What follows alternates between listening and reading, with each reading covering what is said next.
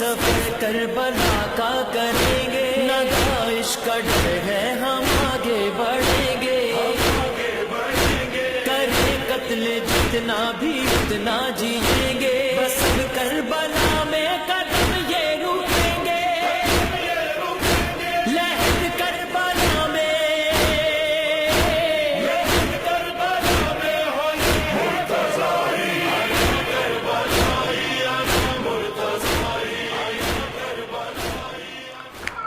السلام علیکم ناظرین، اربعین امام حسین علی مقام کے اس خصوصی پروگرام کی تیسری اور آخری نشست میں ہم آپ کا خیر مقدم کرتے ہیں۔ علامہ اقبال نے کیا خوب کہا ہے کہ انسان کو بیدار تو ہو لینے دو، ہر قوم پکارے گی ہمارے حسین۔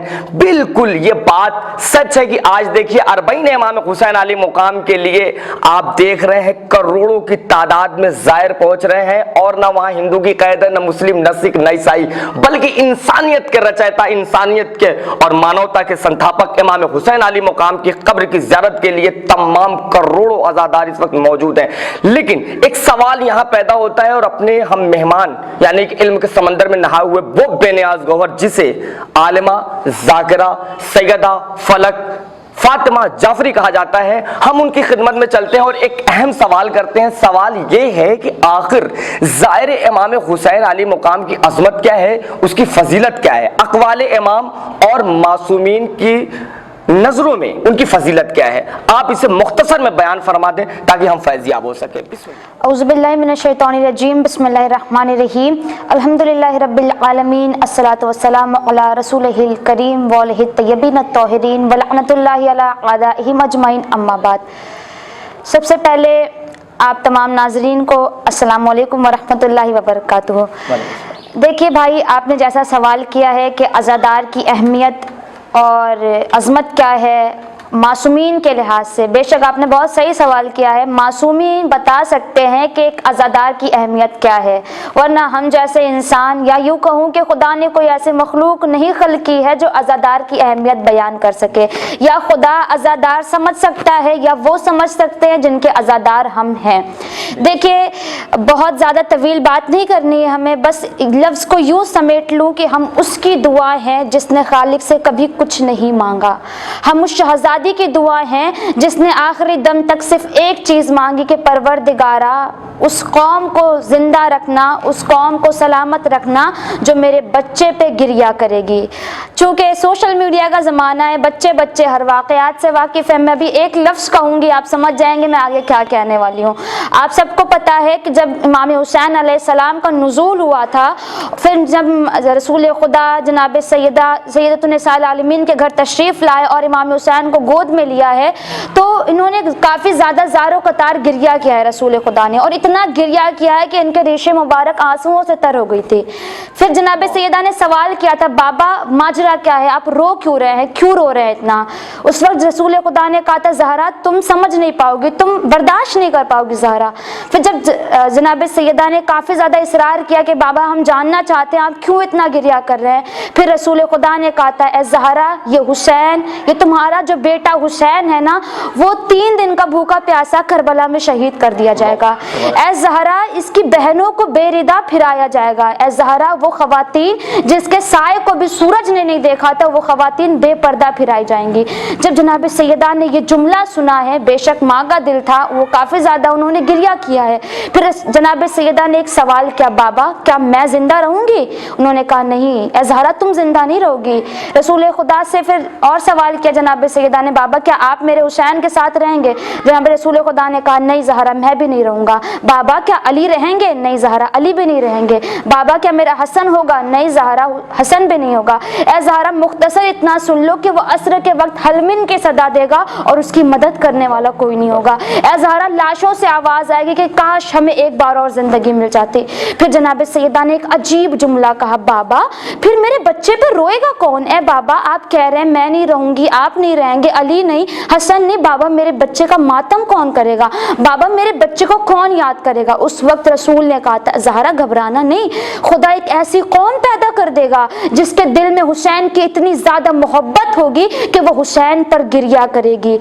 उस वक्त जनाब सैयदा को इत्मीनान मिला था। आप सोचिए, बहते हुए आंसू जनाब सैयदा के ये सुन के रुक गए कि अज़ादार आएंगे, वो मेरे बच्चे का मातम करेंगे। तो आप खुद सोच लीजिए, जनाब सैयदा के दिल की ठंडक को अज़ादार कहते हैं, मैं बयान नहीं कर सकती। उस वक्त जनाब सैयदा ने रसूल खुदा से सवाल किया था, बाबा फिर आप मेरे बच्चे के अज़ादार को क्या अजर देंगे? बाबा जब वो गिरिया करेंगे आप उन्हें क्या देंगे?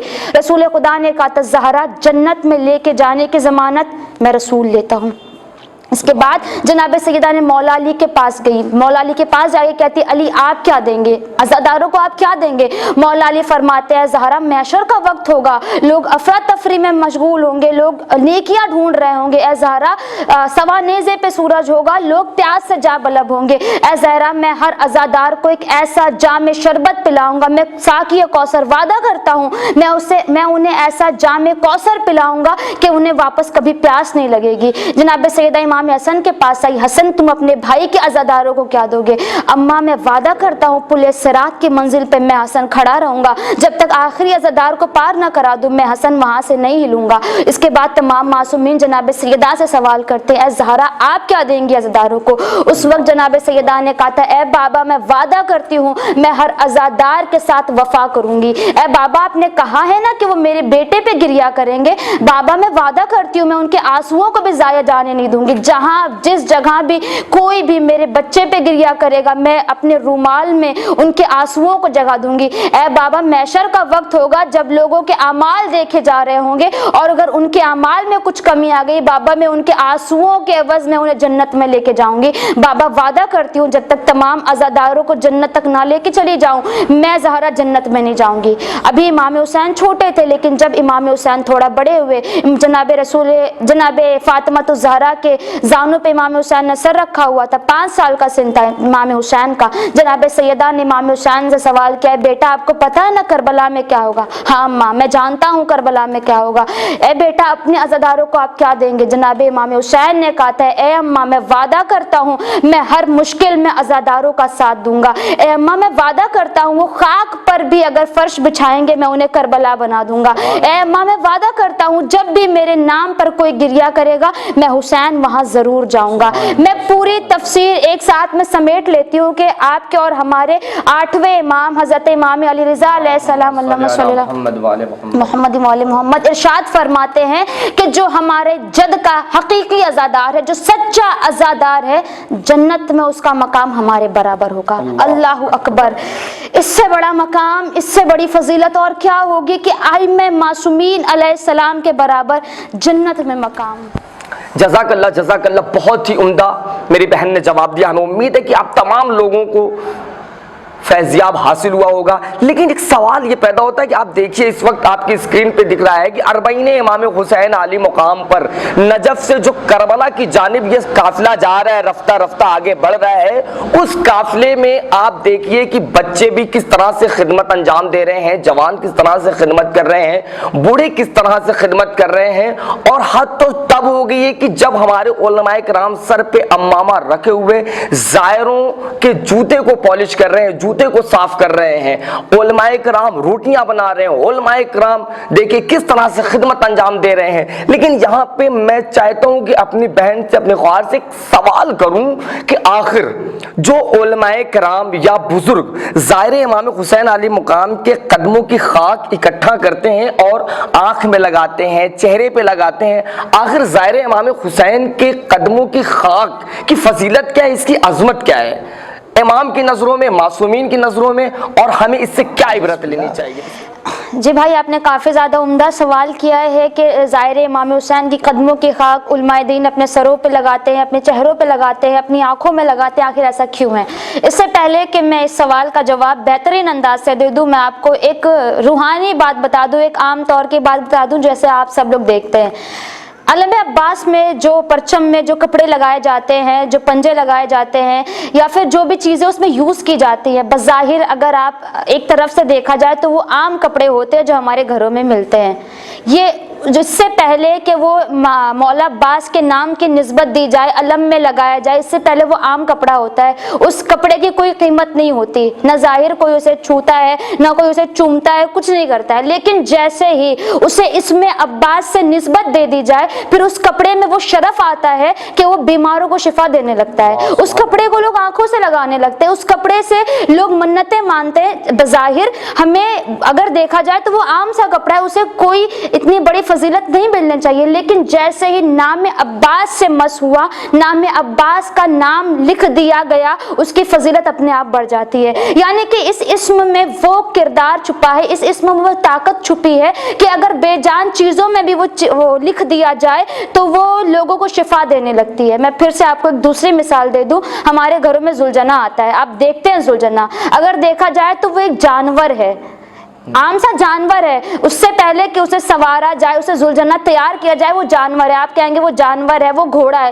لیکن جیسے ہی اسے اسم امام حسین سے نسبت دے دی جائے لوگ اسے چومنے لگتے ہیں، ہر کوئی اسے کھانا کھلانا چاہتا ہے، ہر کوئی اسے پانی پلانا چاہتا ہے، ہر کوئی اسے اپنے گھر میں لے کے آنا چاہتا ہے۔ مطلب اگر ایک جانور کو بھی حسین کے نام سے نسبت دے دی جائے، امام حسین کے نام سے مطلب امام حسین کے رہوار کے نام سے اگر نسبت دے دی جائے تو اس بے زبان جانور کے بھی عظمت بڑھ جاتی ہے۔ یعنی کہ اگر بے جان چیزوں میں بھی حسین کے نام کی نسبت ہو تو اس میں بھی جان آ جاتی ہے۔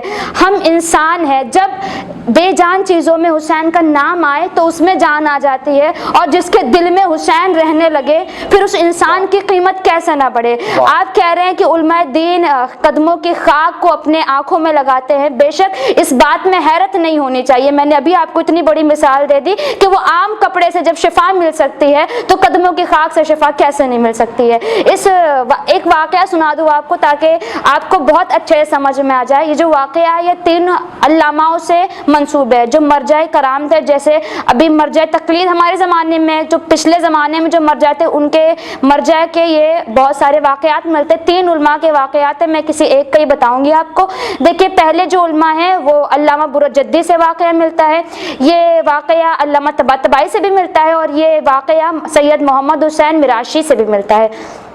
میں ان تینوں کا تھوڑا سا مرتبہ ہی بتا دوں آپ کو۔ جو علامہ برجدی ہیں ان کی منزلت کے لیے یہ کافی ہے کہ جناب معصوم قم کے روضے میں ان کی مزار موجود ہے، ان کی قبر جناب معصوم قم کے روضے کے اندر ہے۔ اور علامہ طباطبائی آپ لوگوں نے ان کا کافی اچھا نام سنا ہوگا، یہ کافی بڑے اسلامک اسکالرس میں، رائٹرز میں ان کا نام ہے، تفسیر المیزان انہوں نے یہ کتاب لکھی ہے۔ اور جو آخری ہیں وہ علامہ محمد حسین مراشی نجفی، معصوم قم کا جو شہر قم ہے اس میں ایک اسلامک لائبریری موجود ہے جن کی نیو انہوں نے ڈالی تھی، جس کو انہوں نے تعمیر کیا تھا، علامہ محمد حسین مراشی۔ یہ تینوں جو علامہ ہیں یہ کوئی عام عالم دین نہیں ہے بلکہ یہ علامہ ہے، بہت بڑے مرجع تقلید 90s کے زمانے میں، بہت پرانے زمانے کی بات ہے۔ میں آپ کو ایک علماء کا واقعہ بتا دوں، سید محمد حسین مراشی جن کی لائبریری آپ کو قم میں ملے گی، اور اس لائبریری کی خاصیت یہ ہے کہ یہ پوری دنیا کی سب سے بڑی اسلامک لائبریری ہے۔ تو جب یہ علامہ مراشی نجفی جب یہ علامہ نہیں بنے تھے، جب ان کے یوتھ کا ٹائم تھا، مے بی 16 17 18 19 20، مطلب یہ یوتھ میں تھے، جوان تھے، اور یہ نجف میں آئے تھے علم حاصل کرنے کے لیے۔ تو ان کے ساتھ میں یہ پرابلم ہوئی کہ ان کی ویژنز خراب ہونے لگی، آئی سائٹ خراب ہونے لگی۔ جب یہ مطالعہ کرنے لگتے تھے ان کی آنکھوں سے پانی نکلنے لگتا تھا، سر میں شدید درد ہوتا تھا۔ انہوں نے کافی زیادہ طبیبوں کو دکھایا، کوئی علاج نہیں ہو سکا کیونکہ 90s کا زمانہ تھا، میڈیکل سائنس نے اتنی ترقی نہیں کی تھی۔ خیر آج تو بہت ساری چیزیں موجود ہیں، لینس موجود ہے، گوگلس موجود ہے، لیکن پہلے ایسا کچھ نہیں تھا۔ تو یہ کافی زیادہ پریشان ہونے لگے۔ ایک دن یہ بہت زیادہ مایوس ہوئے، امام علی مقام امام علی علیہ السلام کی قبر مطہر کے پاس آئے، انہوں نے بہت گریہ کیا، انہوں نے صرف یہ جملہ کہا، مولا میں یہاں پڑھائی کرنے کے لیے آیا تھا، علم حاصل کرنے آیا تھا، میں نے سوچا تھا میں لوگوں کو علم دوں گا، میں خود علم حاصل جب نہیں کر پا رہا ہوں، میں خود مطالعہ نہیں کر پا رہا ہوں، میں لوگوں کو کیسے علم دوں گا؟ کیا آپ نہیں چاہتے کہ میں ایک عالم دین بنوں؟ انہوں نے یہ کہا، اپنے گھر میں آ گئے۔ پھر انہوں نے ایک خواب دیکھا کہ وہ بازار میں کسی کام سے گئے ہیں اور ایک ماتمی دستہ ہے جو یا حسین کے صدائیں بلند کرتے ہوئے جا رہا ہے، اور وہ کہتے ہیں کہ اس ماتم کا رعب ایسا تھا کہ میں بھول گیا کہ میں کام کیا کرنے آیا ہوں، اور میں اس دستے کے پیچھے میں بھی ماتم کرتے ہوئے چلا گیا۔ پھر وہ ماتمی دستہ ایک جگہ رکا، ان کے جسم سے خون رستہ رستہ زمین پہ آ رہا تھا، اور اتنے میں ایک شخصیت میرے پاس آئی، اس نے مجھ سے کہا، میرا نام لے کے کہا، محمد حسین تمہیں شفا چاہیے نا، اس خاک کو اٹھاؤ اپنی آنکھوں میں لگاؤ، جلدی کرو، اس خاک کو اٹھاؤ اپنی آنکھوں میں لگاؤ۔ یہ خواب دیکھا، میں بیدار ہو گیا۔ میں نے کافی زیادہ کوشش کی سمجھنے کی یہ کیا ہے، لیکن مجھے سمجھ میں نہیں آیا، کافی عرصے بیت گئے، میں خواب کو بھی بھول گیا۔ لیکن ایک ٹائم ایسا آیا کہ میں بازار میں گیا، اور میرے خواب جیسا ہی میں نے منظر دیکھا کہ ایک ماتمی دستہ یا حسین کے صدائیں بلند کرتا ہوا جا رہا ہے۔ میں اس ماتمی دستے کے پیچھے گیا، اب میں نے وہی منظر دیکھا کہ ان کے جسم سے خون رستہ رستہ زمین پہ آ رہا ہے۔ وہ جب میں نے یہ سین دیکھا، میں بس دوڑتا ہوا چلا گیا، اور میں نے وہ خاک اٹھائی اور اپنی آنکھوں میں لگانا شروع کر دی، کیونکہ میرے کانوں میں آج بھی وہ آواز گونج رہی تھی، محمد حسین شفا چاہیے، جلدی سے اس خاک کو اپنے چہرے پہ لگاؤ۔ وہ کہتے ہیں کہ میرے دوست جو لوگ تھے وہ مجھ سے کہہ رہے تھے کیا ہو گیا تمہیں، خاک کو آنکھوں میں لگا رہے ہو، ویسے تمہاری آنکھیں خراب ہیں، پرابلم ہے تمہیں آنکھوں میں، تم خاک لگاؤ گے اور زیادہ خراب ہو جائیں گے۔ لیکن انہوں نے کہا میں نے کسی کی نہیں سنی، بس میں نے خاک لگائی۔ بھائی آپ کو جان کے یہ حیرانی ہو جائے گی، اور یہ حیرانی کی بات ہے ہی، حیرانی کی بات ہے کہ ان کی جو عمر تھی وہ یوتھ کے ٹائم پہ خراب ہو گئی تھی آنکھیں، اور علامہ مراشی 93 ایج میں ان کا انتقال ہوا ہے۔ اور اتفاق کی بات یہ ہے، حیرانی کی بات یہ ہے، انہوں نے کبھی بھی چشمہ نہیں لگایا، اور یہ کینڈل لائٹ میں پڑھائی کیا کرتے تھے، یہ مون لائٹ میں پڑھائی کیا کرتے تھے۔ جو آنکھیں جوانی کے ٹائم پہ خراب ہو گئی تھی وہ بڑھاپے تک صحیح و سالم رہی۔ مطلب امام بتانا چاہ رہے ہیں کہ تم کردار بناؤ اچھا، تم عزادار بنو اچھے، میرے حقیقی عزادار بنو، میں حسین ہوں، میں خاک کو شفا بنانا جانتا ہوں، میں وہ ہنر تمہیں بھی سکھا دوں گا۔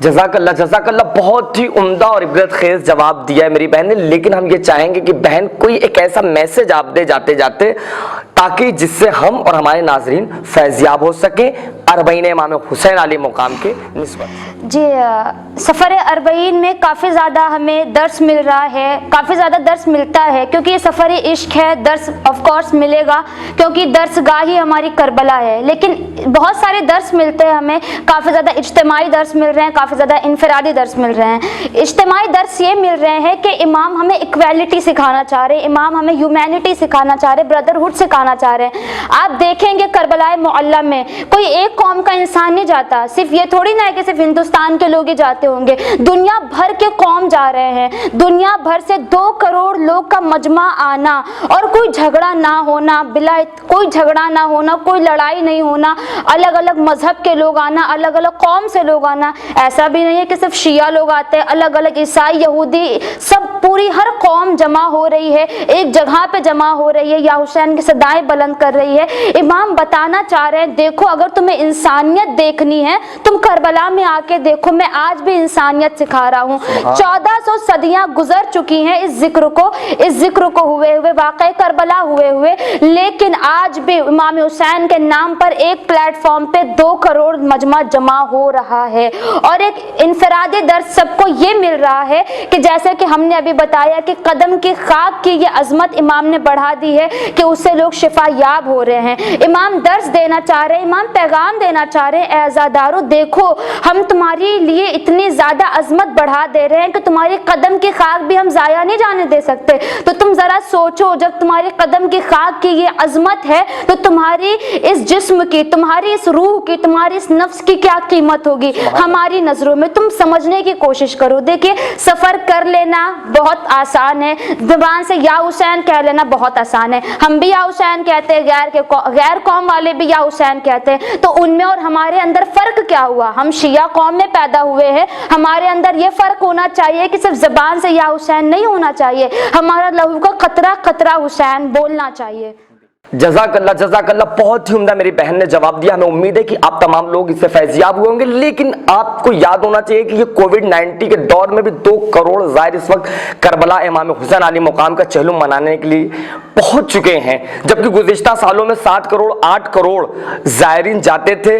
حل من ناصرین ینصرنا کی آواز امام حسین علیہ مقام نے 1400 سال پہلے لگائی تھی، تو آج تک یہ سلسلہ جاری و ساری ہے اور ہر سال رفتہ رفتہ زائروں کی تعداد بڑھ رہی ہے. امید کرتے ہیں انشاءاللہ اگلی سال یہ 15 کروڑ میں تبدیل ہو جائے گی اور ان 15 کروڑ میں شہزادی زہرا ہمارا بھی نام رکھیں اور ہم بھی آقا حسین کا چہلم کرنے کے لیے کربلا معلیٰ جائیں. اسی دعاؤں کے ساتھ ہم اس پروگرام کا ختم کرتے ہیں. پھر ملیں گے انشاءاللہ کسی نیکسٹ ویڈیو میں. تب تک کے لیے خدا حافظ. فی امان اللہ. اپنا خیال رکھیں.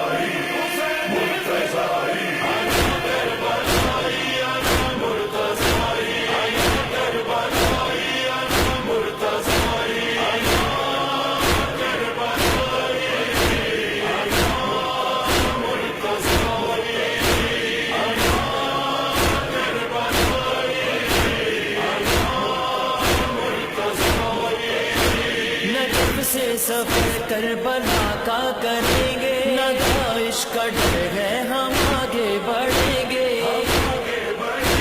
کریں قتل جتنا بھی اتنا جیئیں